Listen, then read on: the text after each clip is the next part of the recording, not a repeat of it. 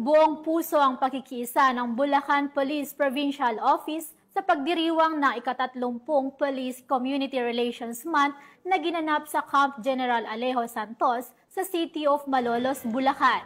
Nakibalita dyan si Patrolwoman Per Cristalline Javier.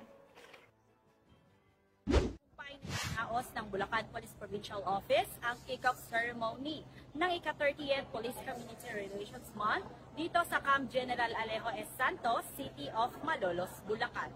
Pinangunahan ni Police Colonel Angel L. Garciliano, Acting Provincial Director ng Bulacan Police Provincial Office, ang makabuluhang aktibidad kasama ang kapulisan ng Bulacan.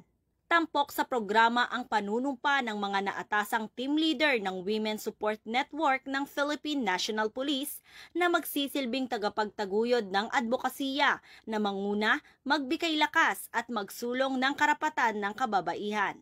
Layunin din nitong higit pang palakasin ang ugnayan at pagtutulungan sa pagitan ng pulisya at mamamayan. Sa pamamagitan ng iba't ibang aktibidad at programa ng kapulisan na pagtitibay ang tiwala ng publiko at nahihikayat ang mas aktibong partisipasyon ng komunidad sa pagpapanatili ng kaayusan. Patuloy ang pambansang pulisya sa pagpapatupad ng mga inisyatibang naglalayong mapanatili ang kapayapaan sa buong lalawigan.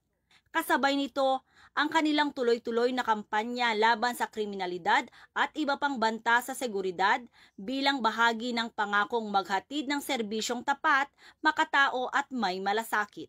Mula dito sa Bulacan Police Provincial Office, ako ang inyong PNN correspondent, Patrolwoman Per Cristalline Javier, alagad ng batas, tagataguyod ng Balitang Pulis.